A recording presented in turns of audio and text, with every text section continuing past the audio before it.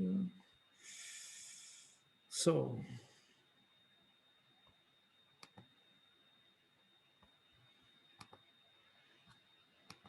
do you have any questions about the lectures yesterday?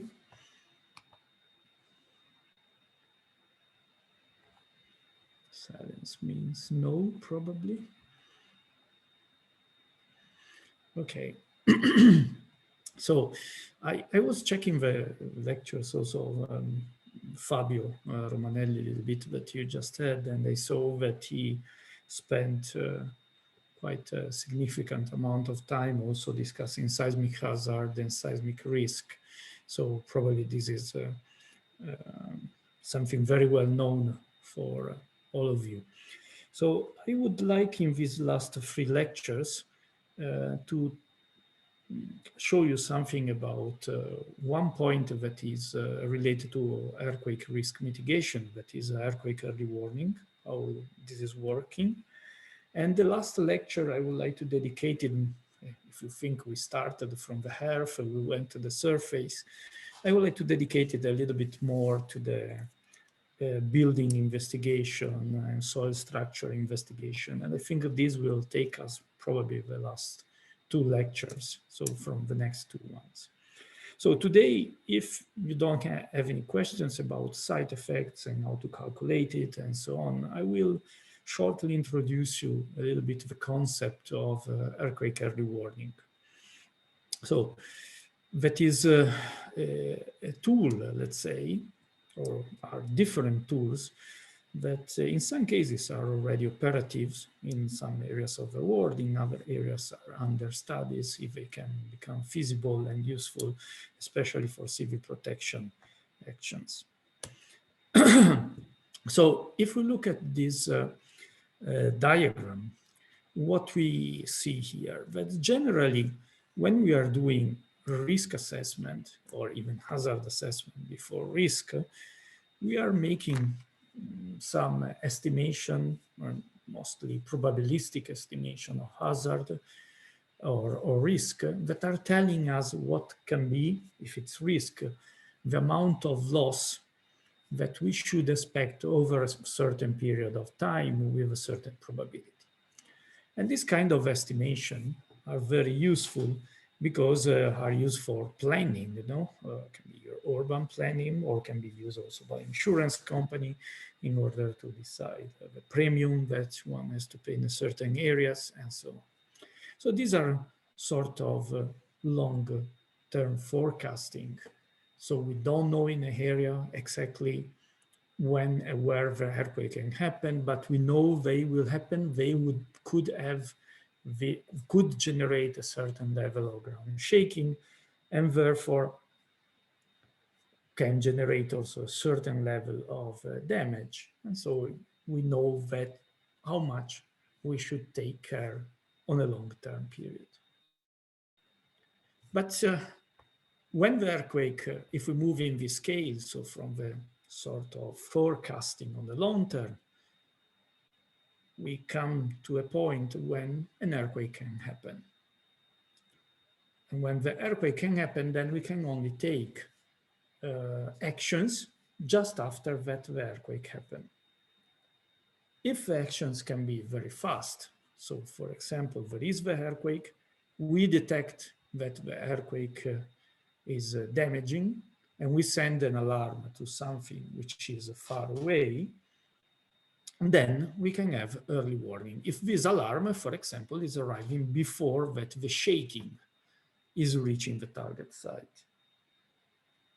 If unfortunately our target site is too close, then we don't have enough time to send an alarm before the large shaking is affecting the site.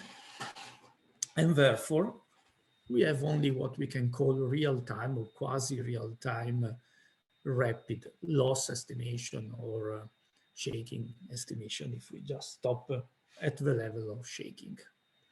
So, and this can take maybe just minutes to hours after an earthquake. And it is anyway very important because it can provide very useful information to civil protections and therefore for rescue teams on how to behave, what are the best choice to be taken in order to mitigate the effect of the earthquake. So, for example, saving people and so on, or putting in, let's say, safety some of the infrastructure.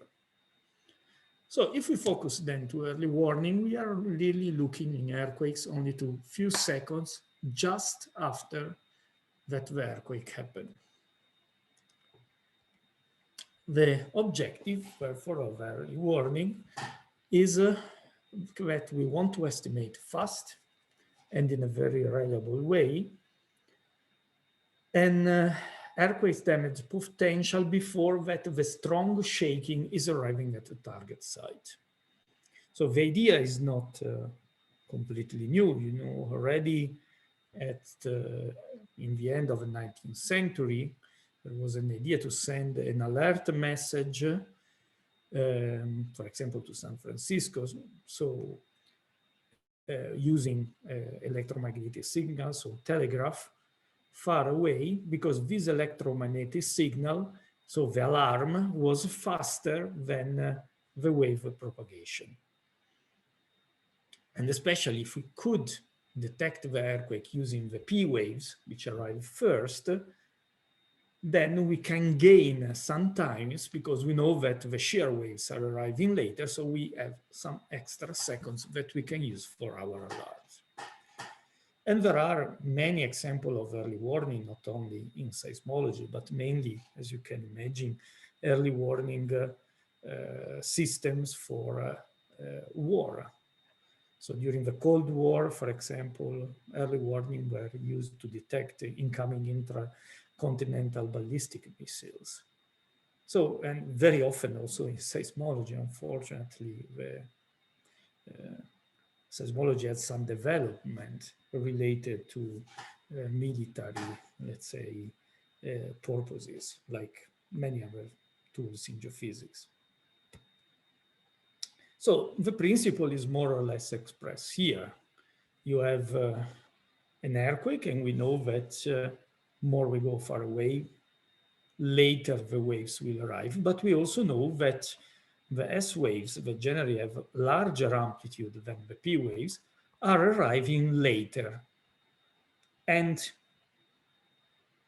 more distant we will be, more later we will be in the arrival of the shear waves.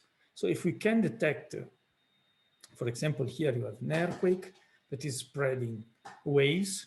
You see that the distance between the red and the blue circle is increasing because it's increasing the difference between TS, the arrival time of the shear waves, and the arrival time of the P waves.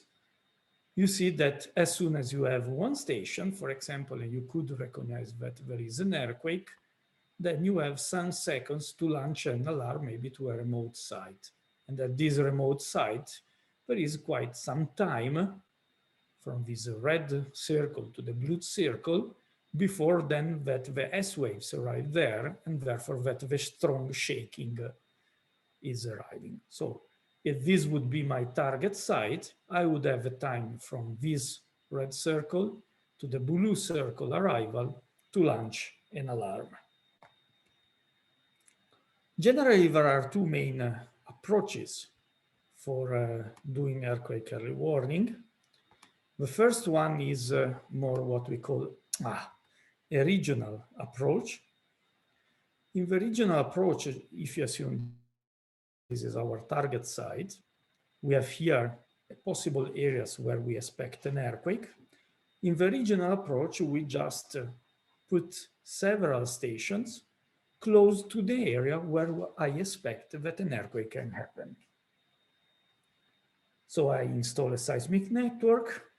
As soon as earthquake arrives, I can detect that there is an earthquake. I can very rapidly, with some tools, assess the magnitude. And therefore, if I estimate that the shaking at my target site can be very large, I can send an alarm. And this is what we call, let's say, a network or regional-based approach.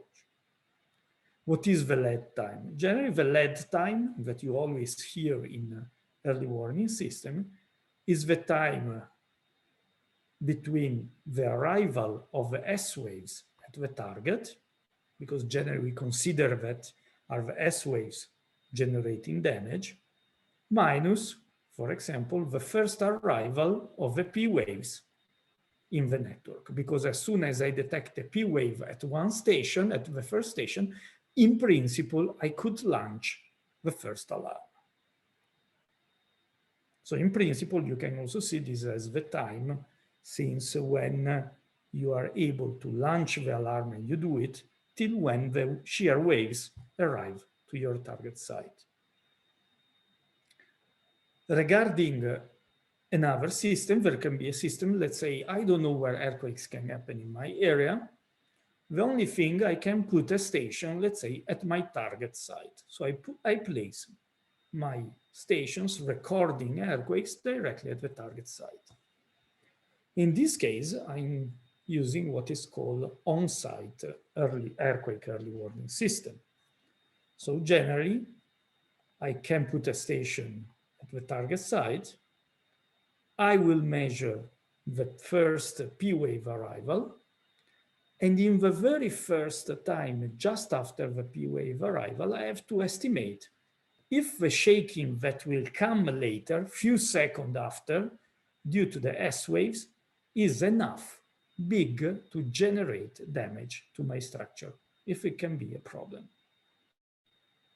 With this on-site system, therefore, the lead time is generally much shorter, at least at some distance from the hypocenter.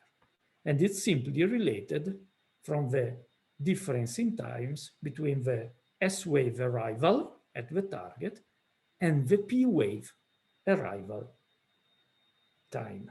So of course, closer I am to the hypocenter, smaller will be this lead time. And when I go more far away, the S minus P time is increasing, and therefore also my lead time. So if we summarize, with a regional network, one has to make an event detection very rapidly. So as soon as my network is recording something, try to locate the earthquake in a rapid way. Is also must define, okay, there is an earthquake, it's here, but I have to understand also how big it is. And therefore, given that is this magnitude, given that I have a detection, I want to estimate far away what will be the peak ground motion that I will have at the target site. And if the peak is large, over a certain threshold that we know, for example, can damage structure, then we can send an alert notification. On the on-site approach, the amount of shaking is estimated directly when the P waves arrive. So there are some empirical relations that are telling you, if I look at the motion in the first P wave window, I can empirically try to estimate what will be the motion in the coming shear wave windows. How big will be the shaking? In some cases, especially in the past on-site early warning system, we're also trying with a single station to estimate the location of event and the magnitude of event. And so they were working a little bit more in the direction of a regional, but only regional system, but with only one stations. Nowadays, of course, we fortunately can install more and more stations. And generally, we try to combine the two systems. And I will show you some example where it will be clear that there is a clear advantage in combining the two systems. So one can take the best of each one. So what is more critical, of course, as you can already imagine in this kind of system, is the time. Time is very short. So every procedure is always designed in a way that try to maximize the lead time that you can have. So sometimes we are really discussing a few seconds. So the regional system is based on source, installing a network in a source region. So it's based on the data analysis of a network. So generally, you send an alarm where few stations were recording an event. So it's quite robust. It's quite difficult to have a false alarm. Generally, not always, but in a standard way, the first thing with a network system is to have a rapid location and then a rapid estimation of a magnitude. And as at least for the most far away events, some larger TS minus TP. So a time and therefore a lead time can be quite big. TP in this case is the TP to the first station that was recording the earthquake. The on-site systems, they are working more, placing the station on the target area, so on a single station. Can you make use of location and magnitude? Nowadays, very often we skip it. We directly record the motion and we estimate what would be the probability of having a certain motion. The accuracy is generally lower than the regional one. And as I said, for long distance, probably they are less efficient in terms of optimizing the lead time than the network, but for short distance, they can be even more efficient. A few seconds, but they can work a little bit better. The point is that how efficient can be an early warning system depends on the positioning of the network, positioning of the source with respect to the target site, and so on. So it's very difficult to define a unique rule to design an early warning system. So everything has to be site-specific, has to be tailored for the specific situation. So of course we can have some general rule of thumbs, let's say, but then we have to study case by case what can be the best optimization of the system. So one example of how this is working is, for example, this example taken from Japan. So you see all these small plates, how you want to call it, cylinders, are seismological stations. So as soon as there is an earthquake, you see P waves are generated and S waves too, and they start propagating. The first P wave is reaching a station. So the station is detecting it, is estimating also the magnitude, and makes a first estimation of what would be the intensity at the faraway point. And the faraway point can have a certain alarm, but very likely maybe it's for a magnitude which is a bit smaller because there is more uncertainties using only one station than the magnitude recorded here. Then the waves are propagating. There is an increase of stations that are recording the event. So the relocation and the magnitude can become more accurate. So the magnitude is jumping now to 7.1. And therefore, we can start having a more precise alarm, can be updated. But you see, the alarm now it's only valid in some seconds for the remaining station. All this area has already been, let's say, at least this part here is already being affected by the earthquake, and so on. So just to tell you a little bit about the timing, this is an example considering the travel time for P and for S waves for an earthquake as a function of distance, say up to 100 or something kilometer distance. So what is happening in a regional system? Okay, in a regional system, I need that the first a few stations, let's say, start recording the earthquake, at least, let's say, 3 stations. And this happens when the waves have already propagate for, let's say, around 5 seconds. Then I need, let's say, a few seconds before I'm able to really calculate everything and launch an alarm. So what is then my warning time? I start sending the warning here. So when this station's recorded. So from this moment on, I launch an alarm. So for faraway stations, the LED time is increasing, you see, as the part of this triangle. So this is the warning time for the regional system, and this can increase largely when I increase the distance. For the on-site, I just need that only one station is recording. So already at this point, I could detect the event, let's say. I need 3 seconds to launch the alarm. So in this case, from nearly 20 kilometers, I would be able to launch the alarm. Before, you see, I can detect the event. It takes few seconds to make my calculation, and the S waves are already arrived. After this point, the S waves arrive after my alarm. But the on-site warning time is only the difference in time between this dashed and the continuous line. So you can see it here. So if you go closer, you see that in this small triangle, still there is some advantage in having, so in this part, there is still an advantage in using an on-site early warning system.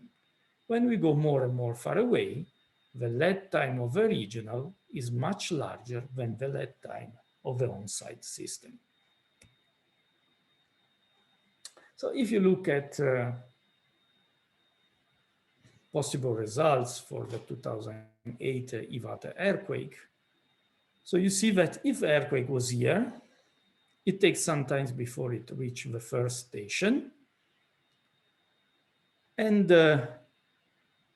here you can, at least when you reach the first station, start launching an alarm.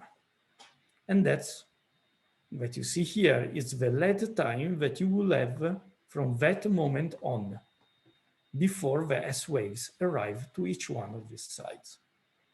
So it means that within this area, since I have no station, waves generated by the earthquake arrive before that I can send an alarm. And this is what is generally defined as a blind zone. Still, in the orange area, since only one station is recording, the quality of my assessment probably is not so good. So it takes some time, maybe over 3 seconds, before that the waves reach another other station before I can send a better, let's say, early warning. So if you transform this time of LED time in distance, you see that generally who can benefit for early warning are mainly distance for this network configuration and this earthquake position, sites that are at distance, let's say, larger than 25 kilometers.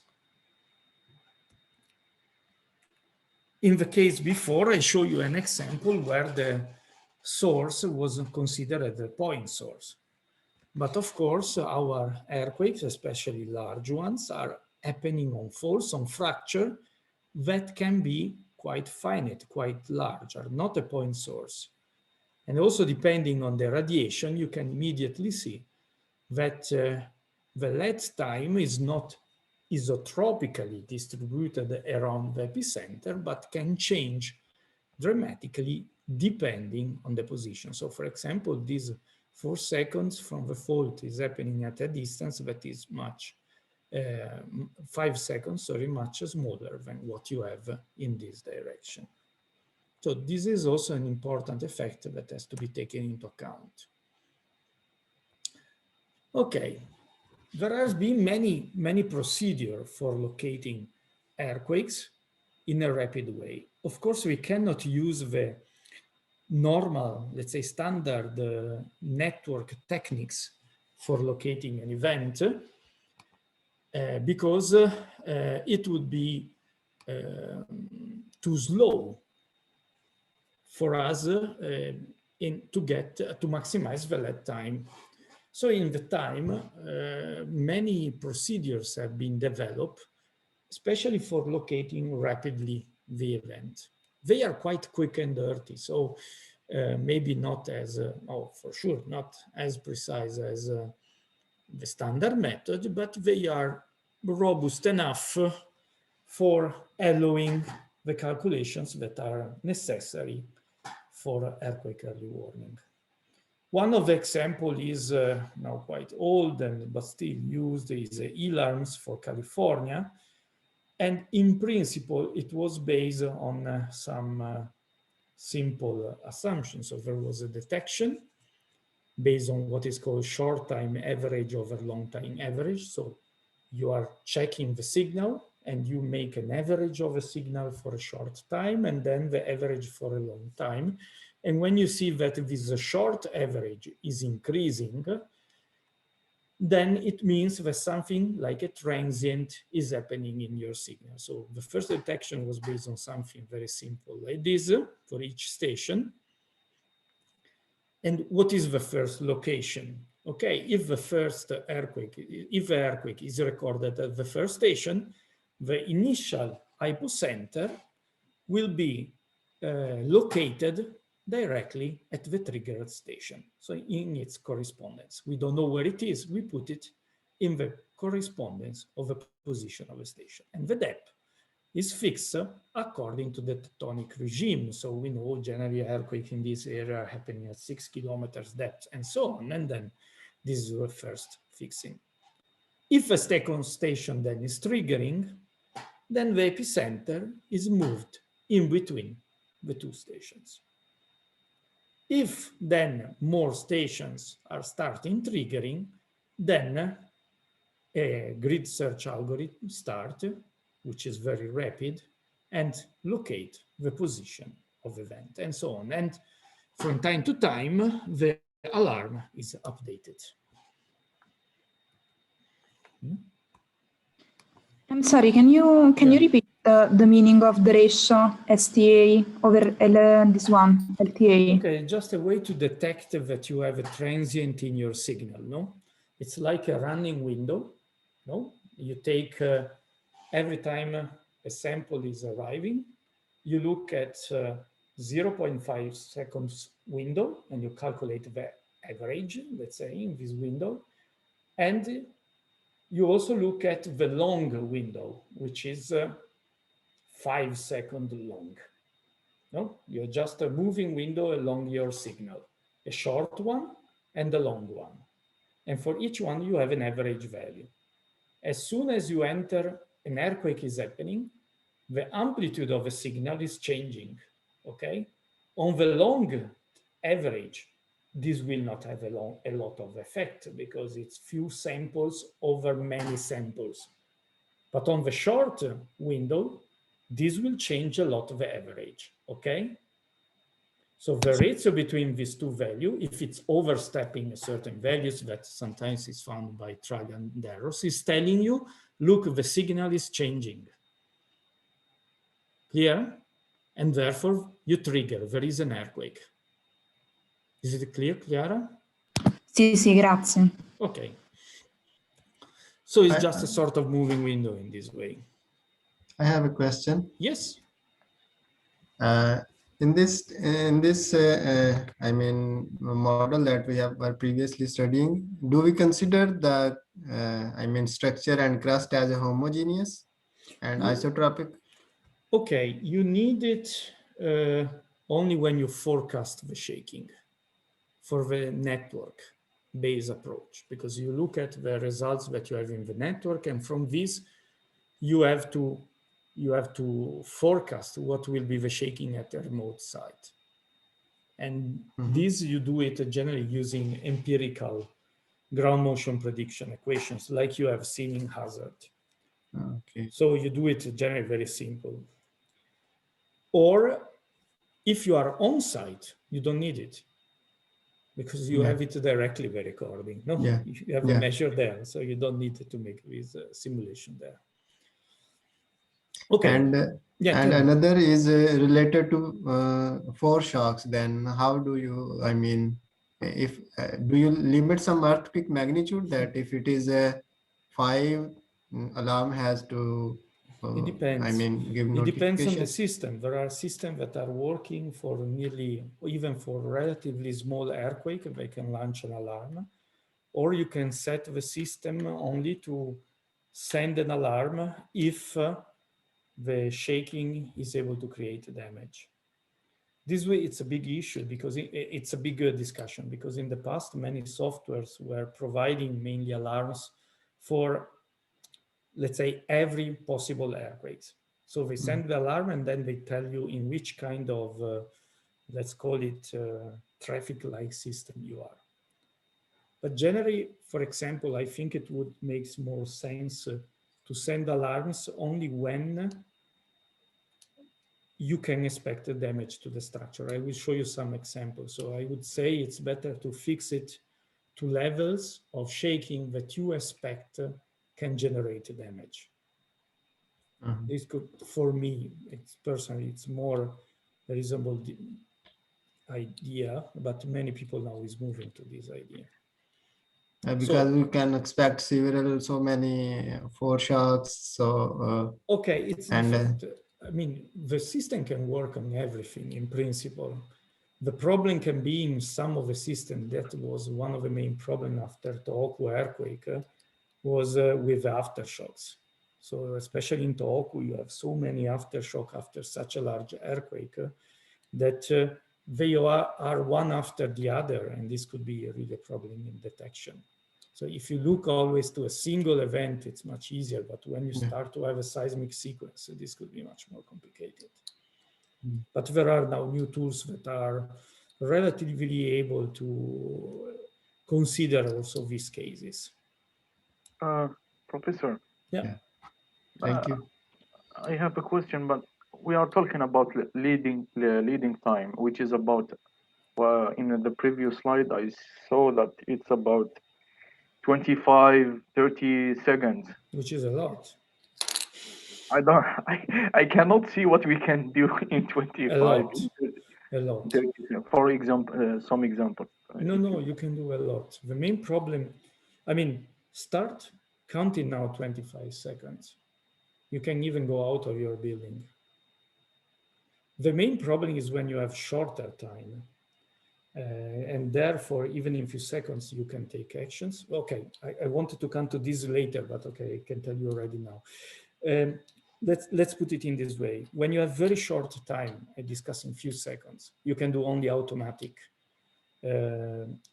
actions. And this is, of course, more valid probably for industry, if you want to stop chains or production chain and so on. But even not only in this, just imagine you are on the table of a surgeon and he's just operating you. Would you like him to be informed 2 seconds before in order to remove his hand from your body with this or not? So there are many actions that you can do that can contribute to mitigate the impact of an event. You don't have to think that an early warning can solve all the problem. This is really wrong. Thinking that, okay, we will have early warning, we will have no death anymore, we will have no damage anymore. No. But you can reduce. And everything you can reduce, even if few, I think it's important. That's a point. And of course, also a few seconds. What is really important is that if you have an early warning system or whatever kind of system like this, you have to have people prepared to receive an alarm. People has to know how to react to an alarm. You can also go under your table in 1 second. Of course, this is an action that If you will be in case of an earthquake with a collapsing structure, probably will not help you. But if you are in an area where you expect important damage to the structure, not the collapse, but for example, falling down of material from the roof, even if you go under the table in 1 second, you can remove, you can diminish the number of deaths, and you can diminish dramatically the number of injured people.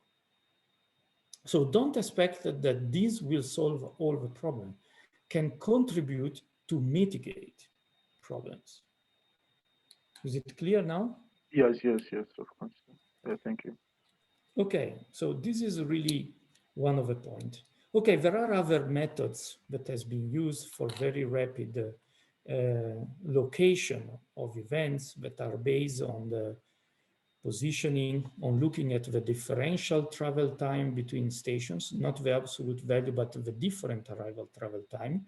So for example, all the earthquake in the gray area would give you a differential travel time to station 1 and station 2 that is identical.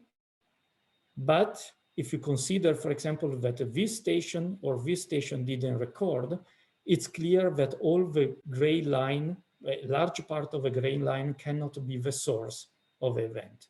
Only the event in the red area could have generated the earthquake that was recorded. So this can be done very, very rapidly and allow you to estimate rapidly the position of the earthquake, and as well using, for example, Voronoi cells and looking at which stations belonging to a certain Voronoi cells was involved in the monitoring of the event. So there are methods. I will not enter in all, there is plenty of literature, but you can do it really in a few seconds. The same also for on-site.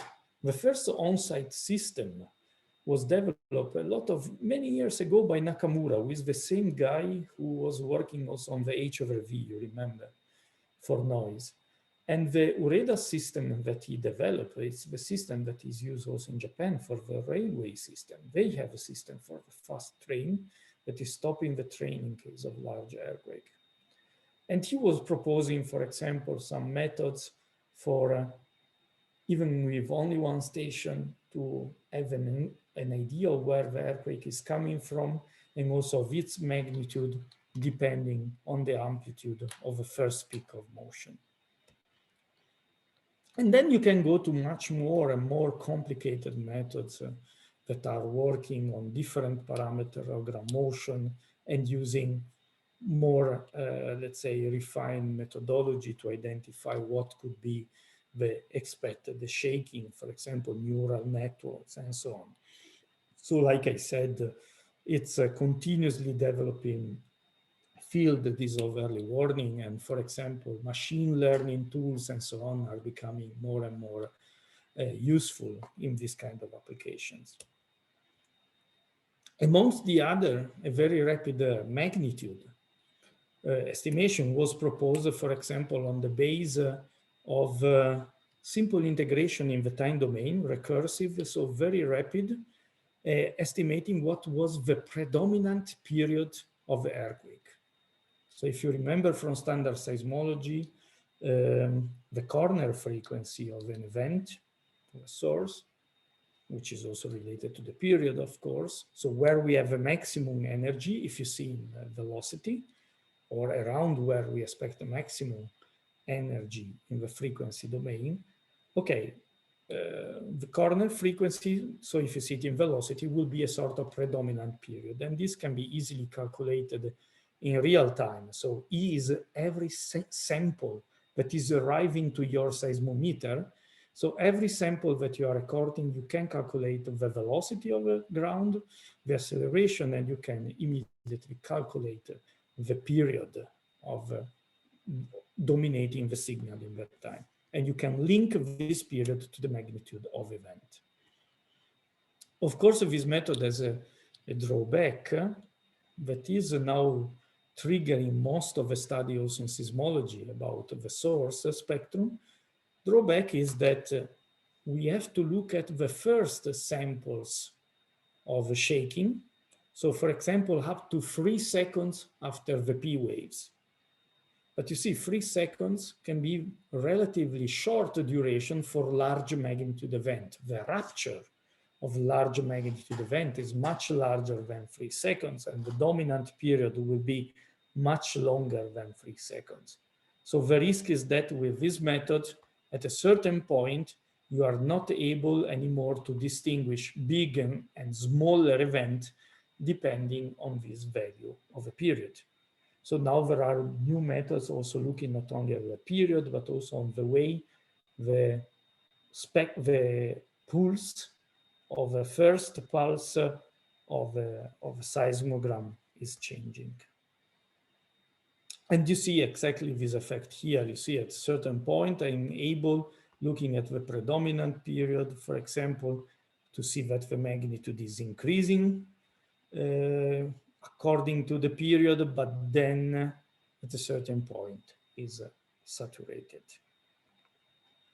So, and many others also tools have been developed looking at the displacement, at the velocity, at the acceleration of the ground in order to have always rapid estimation of the magnitude.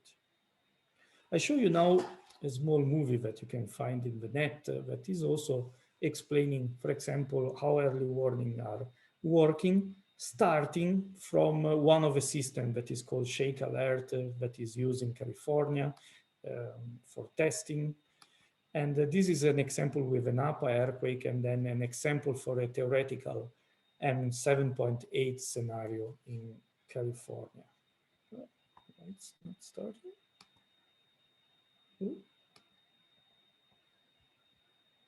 Oops. I don't know why it's not starting.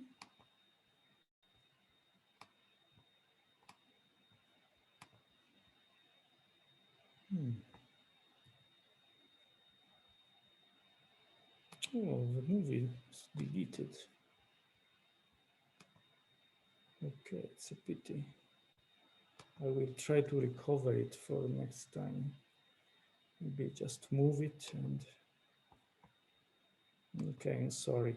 But okay, it was just a summary of what we have seen till now. What is important also for the on-site early warning is the use of decentralized. And this comes a little bit to your question before, what we can do in short seconds. And if we want to be even faster, we have to think that maybe the data do not have, or even of a single sensor, do not have to be analyzed at a remote center, but should be analyzed directly on the sensor, and the sensor in the place should send the alarm. And this is what we call decentralized on-site early warning. And a little bit of what we are doing is expressed here. So we have the real-time acceleration data. This is just data coming. Every sample that is coming, we are also calculating the velocity of the ground and the displacement. When I arrive here, due to something like STA, LTA we have seen before, an earthquake is detected. When the earthquake is detected here, then I start sample by sample analyzing the velocity and the displacement of the ground. And I have some relation that given a certain displacement are telling me from empirical data, you see there is some dispersion. This is one example from the Zollo et al. 2010 relation, are telling me what will be the velocity of the ground that I will have to expect as a maximum value later. So I'm here, I try to forecast what will happen here, okay?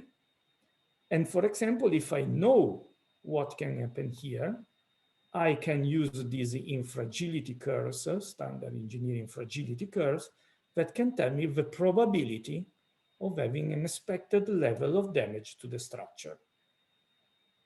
Depending on these values of probability that I have to decide before, I can send an alarm directly. This is an example of application of a regional early warning system and a decentralized one.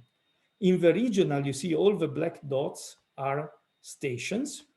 And in the decentralized one, the station is here in Bishkek, the main capital, for which we would like to see what could be the benefit in terms of early warning if we would use a regional or an on-site early warning. So the colors are representing the lead time for an earthquake that is happening in each point where you have a color with respect to Bishkek. So for example, if an earthquake is happening here, you will have a 70-second time of lead time, because the stations here would recognize the earthquake, could send the alarm 70 seconds before the earthquake is arriving in Bishkek. But here we are, of course, quite far away. The white area is it's the blind zone where we can't do nothing, okay? So you see that even for earthquakes very large that happened in the past, this is an earthquake that had a magnitude around 7.88 in the area, there could be still some 25 seconds in Bishkek to take actions. If we use a decentralized system, so I have only my station here who can take action, for a close event, I can diminish significantly the blind zone. But for the far away event, you see that the lead time is much shorter than the lead time of a regional event. So if I combine the two system, and if I would send the alarm for the one who is faster, let's say, with a larger lead time, I could obtain a map like this. So for the shorter distance, it's advantageous to use a decentralized system. For the most far away, the advantage is on the regional one.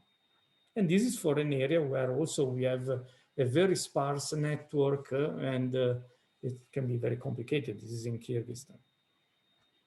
So in the years, we also made some tests if it was possible to get rid of the location and the estimation of magnitude of events. So for example, we made some tests calculating scenarios for earthquakes located, let's say, on a grid everywhere in the region and for different magnitude. So the idea was, as soon as I have an earthquake recorded by one station, I can compare his spectrum with my data bank of spectra for the different position of events in the area. So if I have only one station, probably I will have many position of events and many magnitude that can provide similar spectra. But as soon as more stations are recording, smaller will be the number of scenario, possible magnitude and location of events that can generate that spectra. In general, this is not much faster than the standard procedure.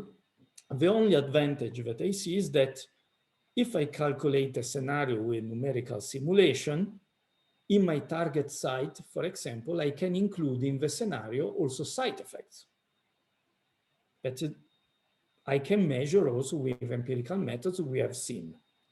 This can be done easily. So the advantage would be that I could have, in the same short time, maybe a more, let's say, accurate estimation of shaking at my target site, including also side effects. But this is really a big question, also how to include side effects in the area. Before, you asked me before how to include heterogeneities, how to include the fact that you can have two shocks happening nearly simultaneously, especially aftershock after a big event. They can also happen nearly simultaneously on different parts of the fault. So there are, of course, also methods that are working on this. The Japanese are working a lot, especially on this issue of the aftershocks that can happen nearly simultaneously in order not to get the system confused. We were also trying to include side effects, modifying the shape of a seismogram, depending on what we were recording on rock, modifying not only the amplitude, but stretching the seismogram and including also side effects. And the results in some cases were not so bad. So we were able to adapt or to forecast a possible seismogram at many other stations, just knowing what is the seismogram at the station that is recording it. So the first test that has been done are not, I would say, not so bad. So first idea was sent by Oshiba. Then we published another paper when we improved the method that Oshiba was proposing. And then he even improved further all the methods, and he just published a new paper where he's having relatively good forecasting of shaking that is progressive depending on the previous knowledge that is acquired by the stations that were analyzed before. Other important question, always related a little bit to aftershocks, we are more and more interested in developing systems that are not only making a warning for the main shock, but that can make warnings also for aftershocks, also including the fact that the building structure can have cumulated damage. So we know after an aftershock you can have damage on the structure, and then new earthquakes are happening and this structure is increasing its damage and maybe needed to collapse. And this is because its fragility is increasing. So the idea is having systems that are able to monitor, to forecast, and able also to consider this effect automatically. And this is part of a couple of projects where we are working. The other big issue is also the possibility of estimating non-structural damage. So damage that are not, for example, you see it here, this is a small building, I think that it was tested where you see some problems on the non-structural components, like the roof. And we start working also a little bit on this issue. So if looking at smaller events, maybe in area of moderate seismicity, where probably the seismic design due to the small to moderate seismicity was not really considered in the past, if they can have damage related to this more moderate ground motion. So I will show you also another example, always in Bishkek or in Kyrgyzstan, to tell you and try to convince you, let's say, that some actions can be positive anyway. So this is the area of Kyrgyzstan, here in Kazakhstan. I work for several years there and working again there now. And, you know, here we had very large events. See, you see the magnitude, this is intraplate events with magnitude 8 to 8.3.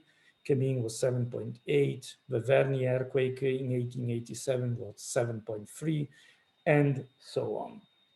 So we installed a strong motion network because it was not existent in the area a few years ago, and it's a strong motion network indicated by these black dots.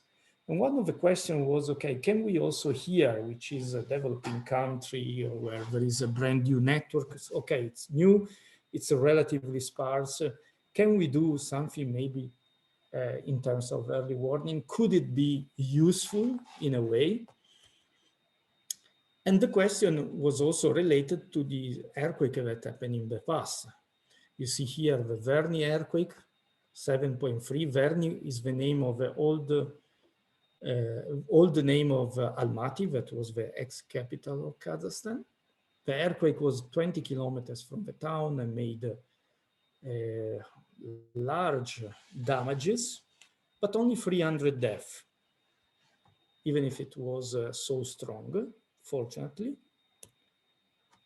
Then 30 years later, there was a little bit more to the south, so 40 kilometers from the town, the Kemin earthquake with this very large magnitude.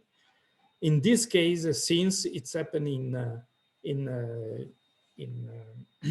winter and not in summer, The amount of damage was also larger because of much larger liquefaction phenomena. You see here, look at the large fracture in the ground failure due to liquefaction that was induced, but still, again, a relatively, fortunately, small number of deaths.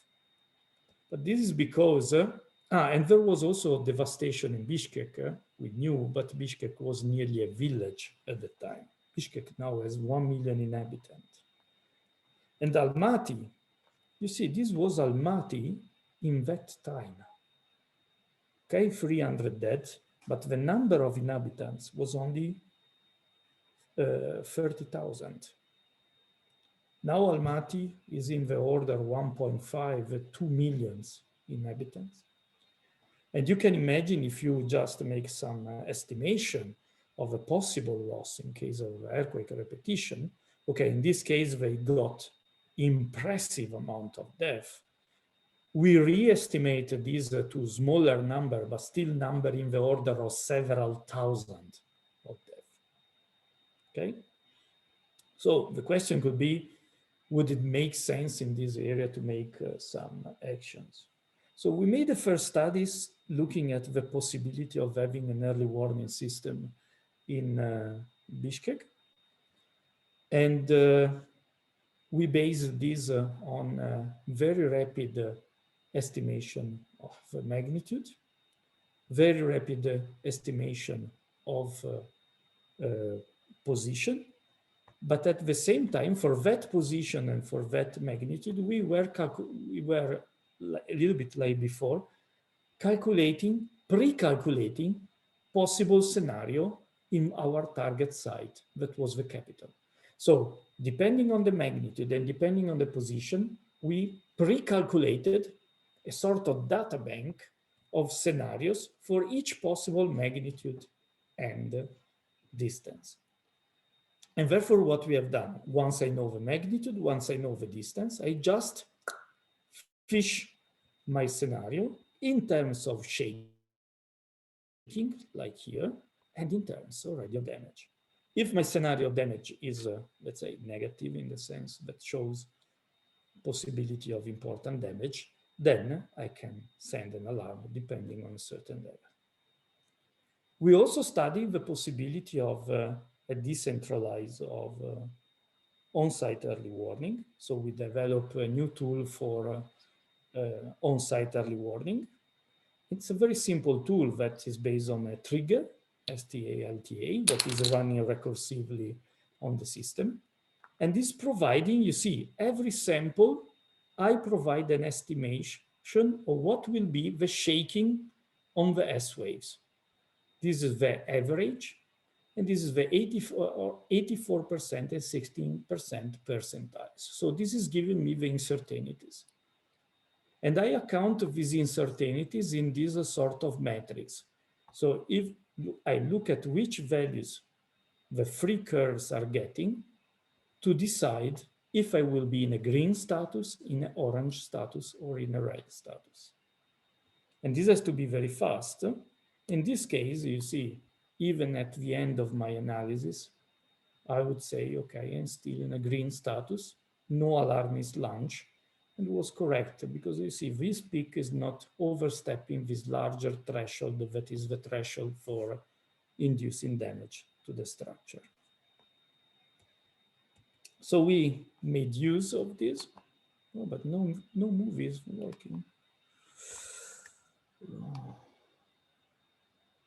Wait a second, we do it in a moment in this way, so I can show you this.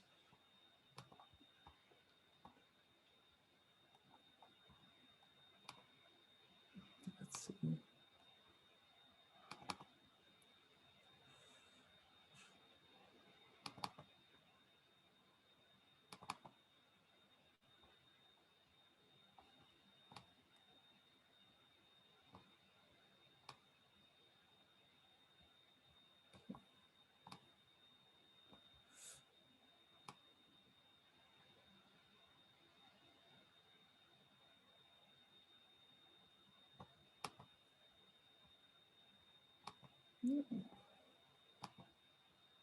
No.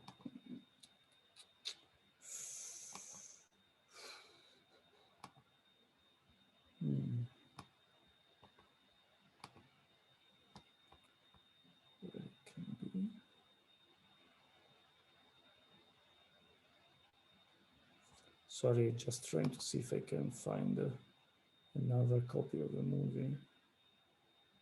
Let's see.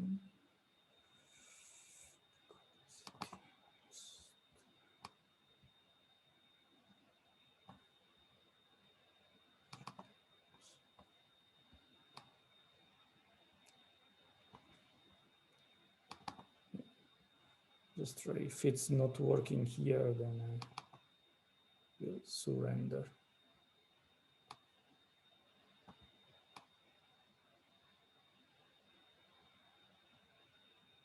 So probably there is a conflict with a new system. Oh, let's see. Yes, here. Can you see it?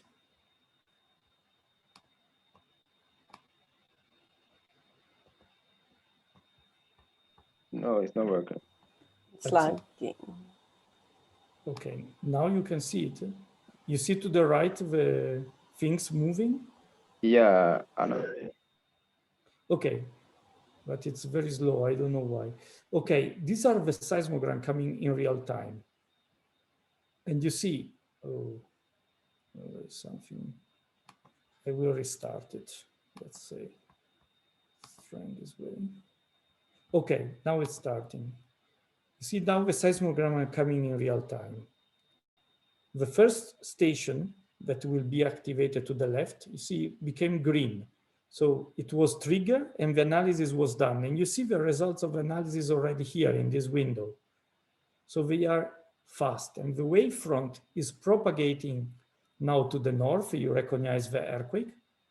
But the station is becoming always green because it means that the level of alarm is never overstepped for this event. So you can immediately see that as soon as it's arriving, the analysis is very, very rapid. So this, you can imagine how much stress is putting on us because we have to be very fast in this kind of analysis. Okay, let's see if I can remove this. But there is a problem with a card. I don't know why. No, yeah, with a video card. Okay, doesn't matter.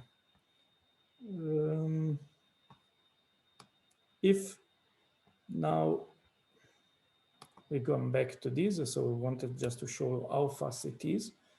So for example, in the area, we also made a lot of tests and we check if we had the false alarm.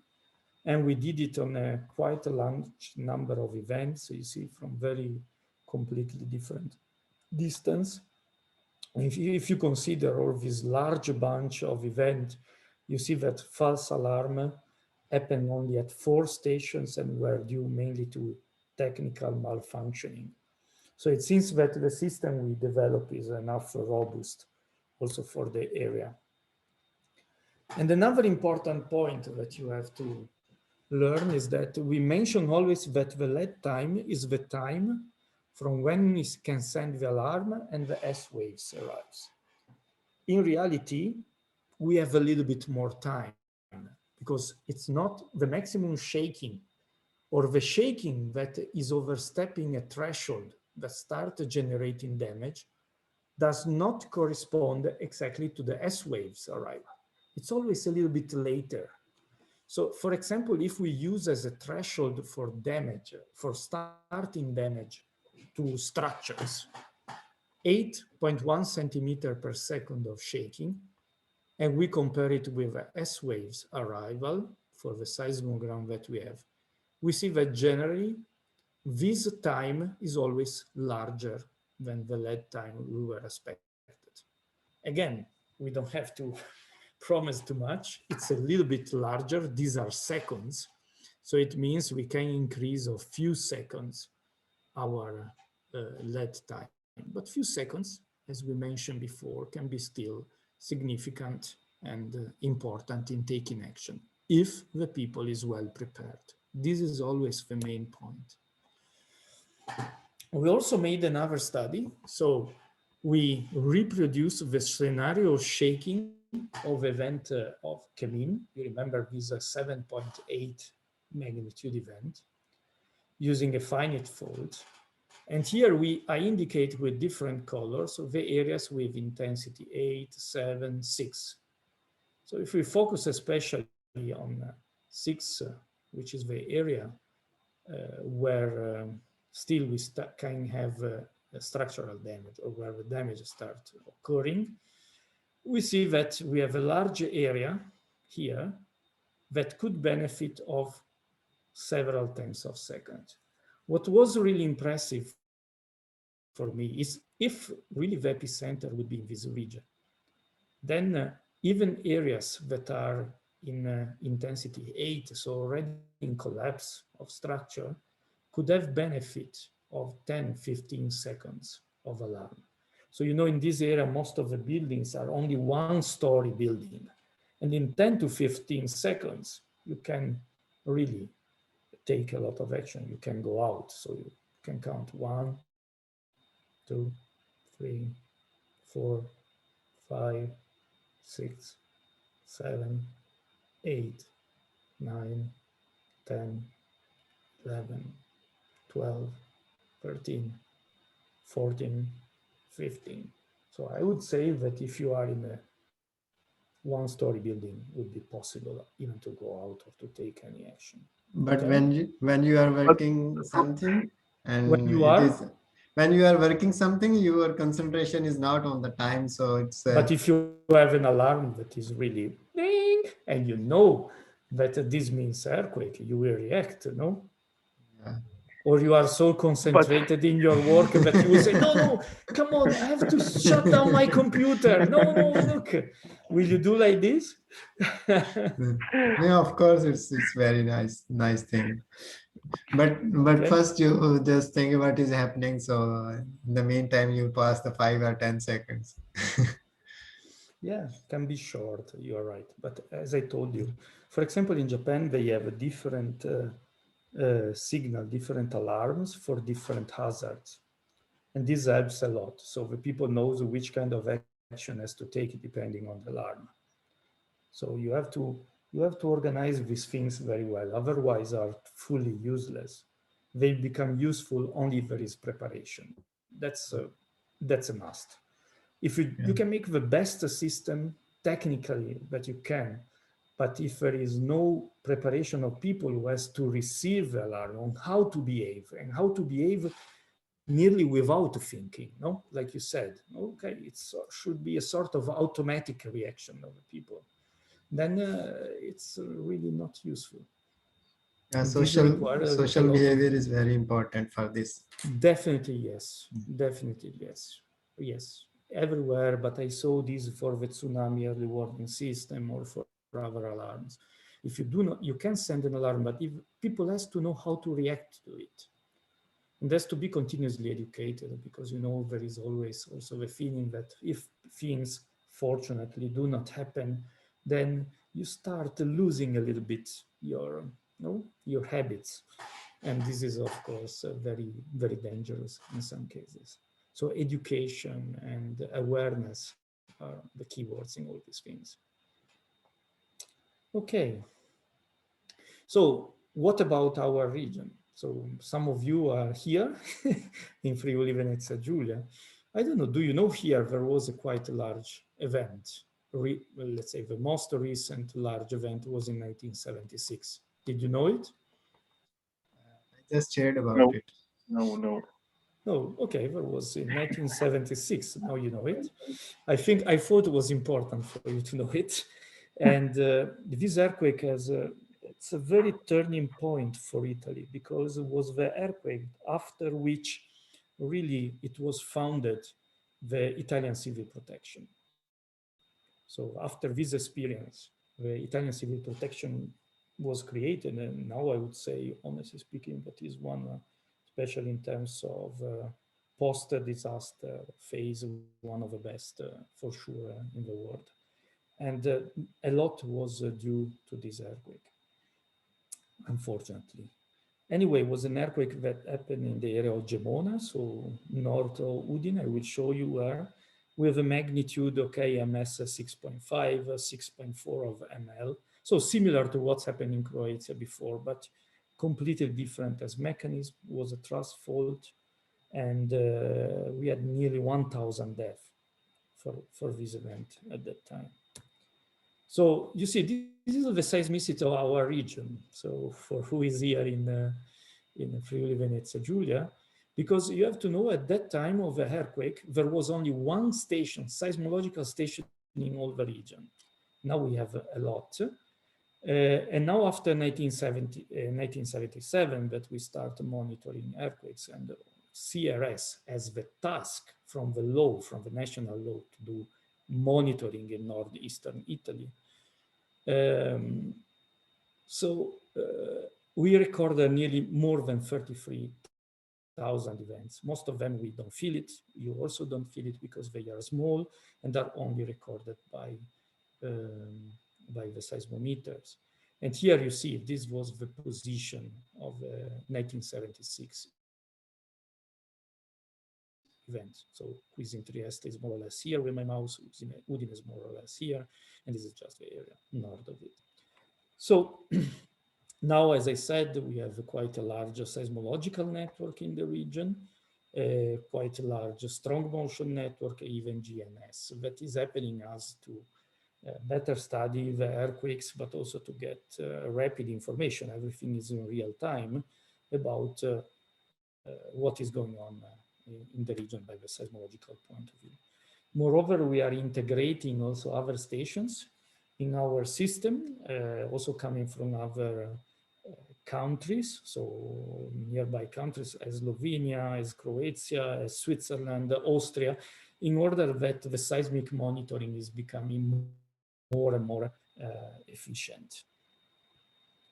So in general, we have also the task with the civil protection that as soon as there is a seismic event, we are activated and we send alarm and information to the civil protection, Friuli Venezia Giulia. And in case of events larger than a certain magnitude, we have also our people staying directly in the headquarters of a civil protection in Friuli. So, and as soon as there is an earthquake, we are releasing information also to the public. If you don't know it, we have also a web page which is called crs.inogs.it, where you can have information about earthquakes in the regions continuously, and then also information is going out through the public, for Facebook, Twitter, and whatever. But generally, we have a lot of care for the information that we have to send to the institution, so civil protection, region, municipality, and so on.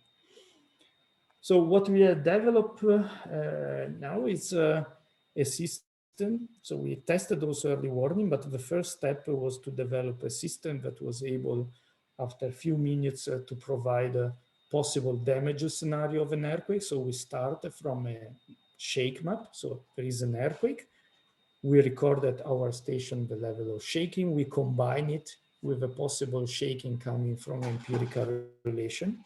And then using models that are telling us what is the distribution of a building in the area and what is the fragility, we are releasing in real time damage scenario. So this is just a simulation that shows you for a potential earthquake, what could be the level of damage in the different municipalities. And this is very important for civil protection actions. So, okay, this is another tool that is doing similar thing we have developed before. So, and this is the kind of information that the civil protection is receiving. So they have very few information, but very clear on the magnitude, the time, depth of event, possible municipalities with damage, a map of shaking, and a map of damage distribution classified following the EMS scale. So this is really an important point at the regional scale. But then we started also working at a smaller scale So we install instruments together with, in a project together with the University of Udine and University of Trieste, also instruments close to buildings that we call sentinels. So are buildings that we use as a sort of reference for damage assessment. And we can use these recordings in different way. But for example, if we assume that the shaking is more or less similar to what we recorded at the Sentinel building over a certain area, then we can use this shaking to estimate possible damage all over this area. And this again is going to the room of civil protection. This is just a way how we do it. So I show you, no movie is working today, it's crazy. Why? Something went wrong in my machine. I see also a green line. Okay, I will try to explain you. Let me see if I still have maybe this one. No, it's not this. Okay, maybe I have it here.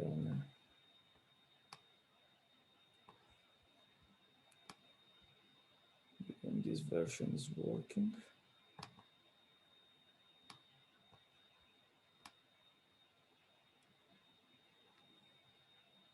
Okay, just simply how it's working. Let's say if it's working here. Ah, yes, here it's working. So in general, the idea is we can use the recording at the base of the building to estimate the drift that we have at the building. Here I'm showing acceleration, but we are just publishing a paper where we also can calculate the drift of a building, which is an important parameter to estimate the damage. So if we know the characteristics of the buildings around with very simple simulation, very, very simple in real time. So we don't need engineering calculation. We need just a very simple simulation. We can estimate the shaking of different typologies of the buildings. So you see it here. This is the ground recording. And while we are acquiring the data, we are already simulating the shaking on the top, which is the red line. The blue line here is the real recording, because in some buildings we have also an instrument of the top. So simply knowing this in real time, we can estimate the shaking, and depending on the difference of level of shaking here and the bottom, we can also estimate the damage of a structure. And this can be done in real time. Or we can do a sort of early warning and then also try to make a forecast of the damage of a structure, knowing what is the maximum shaking that it recorded. And for example, we do it here. Here, you see the recording. As soon as we enter here, we make a prediction of what will be the level of damage, red, green, or yellow. But we still make our calculation. And when we enter in the recording, now we recorded the maximum shaking. And on the basis of this, from the observation, we can also provide the real level, or real probability, it's a bit a crazy way of saying, of damage of a structure itself. And of course, we can also do more looking at in a post phase of buildings where we have two sensors, we don't have to simulate, but we can use directly the recordings. So we are now in a phase where this kind of real-time seismology, so where we are analyzing data in real time and we are combining the seismological knowledge with engineering one, is becoming more and more important. Maybe I had some examples still to show you, but nothing really very important. This is just an example of the drift, so not only of acceleration. So just starting from the acceleration at the base, we are fully able to retrieve the displacement. So how much movement has the building, and therefore how much damage it can be. Another important part, we are combining always this information with in post-event with information coming from expert crowdsourcing. So in many cases, you can find example of getting information about a damage or of an event taken directly from internet, so from social media and so on.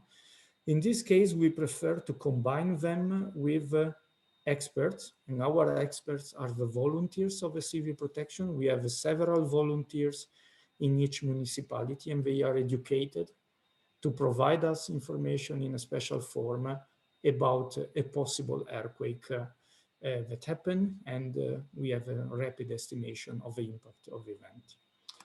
Okay, I want to tell you too much, but just to show you that I made also recently a test for the Friuli 1976 earthquake. What could happen now? So if we would have the stations, would we be able to launch an alarm if we would set up a procedure for an alarm? We don't have it yet. And how much time we would have had in that case. All the red points you see here are stations that are existing now and that would have received a red alarm. So where we would have expect large damage. And these are some examples of seismograms. These are synthetic seismograms because, as I said, we didn't have a real recording, so we only few, and we calibrate our synthetics on them. And you see that in some cases, like Gemona, that was just above the fault, there is no time for an alarm. In Udine, you have a few seconds, especially from the alarm before then the level of shaking is becoming a level of shaking that could create problems to the structure. So not many, but a few seconds for only automatic action. What was very interesting here was that we noticed, for example, that the lead time that you see here with color could change quite a lot depending on the azimuth of the station. And this, it's very important. It's related to the slip distribution of the fault. That's something that we cannot forecast when we plan early warning system, because we don't know next earthquake how it will rupture. But at least some of these earthquakes, and even the synthetics, when we use a particular slip model on the fault coming from other studies, clearly show that the delayed lead time can be very sensitive to the slip and the azimuthal distribution. So depending on where you are, depending with related to the earthquake, you can have more time for taking an action or less, even if a distance is the same. And coming to the most important question you made me before is, yeah, okay, but what can be done? We made the two tests. I tried to be very, very honest. I said, okay, in all this area where you see 8, 9, I could do nothing. Okay, I have 3 seconds, probably. If I'm lucky, there is a total collapse of the building. I cannot say if the tool will be efficient or not. But I could suppose that in the more far away area where mainly the people was injured, and if they had enough seconds and they were prepared, probably they could take action and this number of injured could be diminished nearly to 0. So I made this calculation looking, we check all the number of injured people in the area, and we calculate then how much time they had, and we assume that they could get under shelters. And at the time, and we obtain that 10% of injured can be reduced. So now my question is, 10% is a lot or is few? It's worth or not? Human lives are, I mean, if you can save one person is... Yeah, I fully agree with you. This depends also on the culture, you know, but in our culture, I would say yes, definitely, even 10%. It's not solving the problem, so it's coming exactly to the point I told you before, but it's reducing, it's mitigating. And why not? So if we will be able in future to make system running But would be worth trying. Professor, the question is how much it costs all these systems? I think to much less than whatever it can cost in terms of health system in that case. Okay. If you consider now sensors can cost in the order of 1,000 euro. And you know, this was the best way also looking at injured people for past event was the best way also they use in United States to show that it was worth having, especially in the United States where you have private insurance, you know, having a sort of early warning system. Because if you discuss on the number of deaths, or if you discuss, oh, okay, I can stop the train, it will be damaged or not, it's very difficult to make a comparison like this because you don't know what would happen if you don't do it. But on the injured people, you can calculate easily the hospitalization cost, and then you come with amazingly high numbers. And these are numbers for which you can run a system like this for many, many, many years. So it would be for sure convenient. The question if we are able to, let's say, to plan in this way, thinking to the long-term convenience or to the short one. That's always our problem. But we also made some tests in industries. We are cooperating with industries to see if we can improve, for example, the safety also of the workers, which is important. Because after an earthquake, you have also the problem that you don't know, for example, due to the aftershock, like we said before, can people go back to work? Because also work is important, but we want to have the people working in a safety condition, no? So this can also help in this way. So I will conclude very rapidly today. Sorry, it was a bit long. Oh.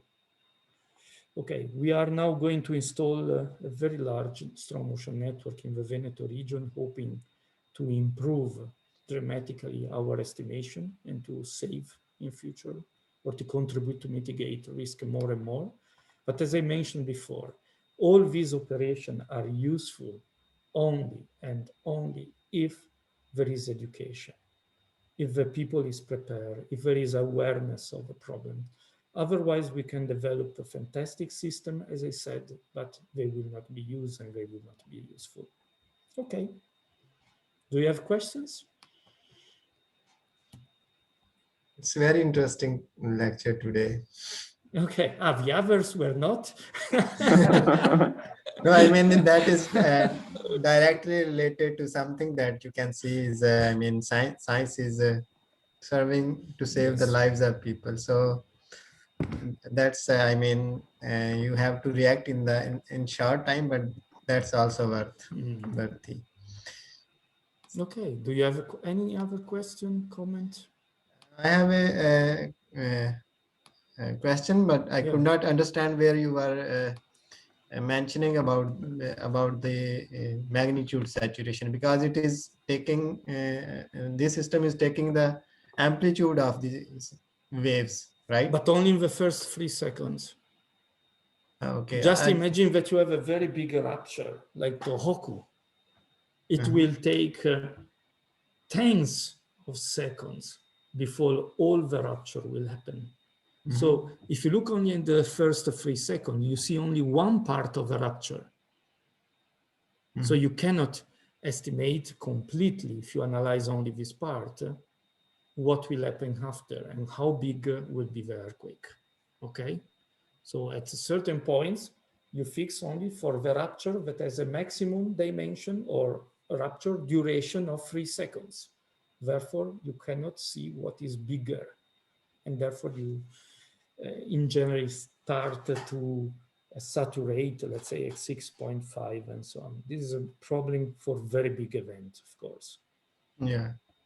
And it also take the location as a epicenter, the nucleation of earthquake point or the centroid point.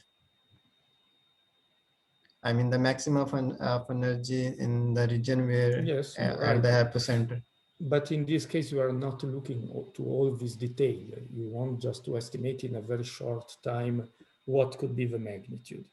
But the problem is really what I said. It's 3 seconds from the beginning of the, let's say, from the first pulse, you know? Yeah. So just imagine this will grow like this, and then it will go down like this. Okay, standard, very simple moment rate. But it's like if you look at this, it's increasing and then you stop. And whatever is happening after, you don't look at it. No? Okay. So you have only a partial vision of a rupture.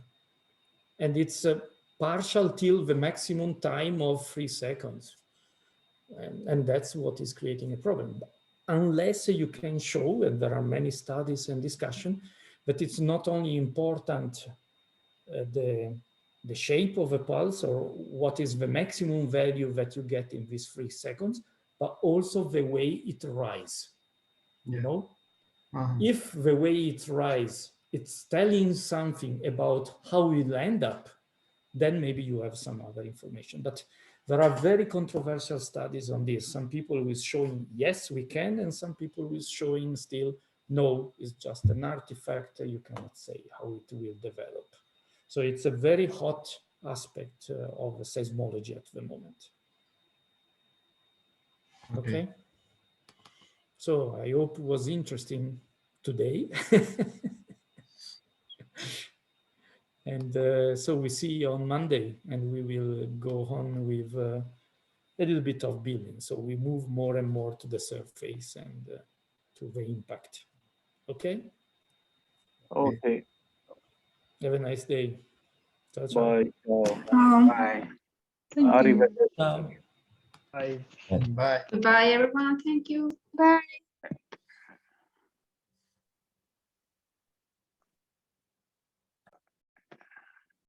Simone. Hey, Jacobo. Yeah, how are you? Fine, fine. Yeah, good. We couldn't join early. I'm sorry? I said we couldn't join the class early. Oh, yeah. Yeah. So how is the preparation for the today meeting?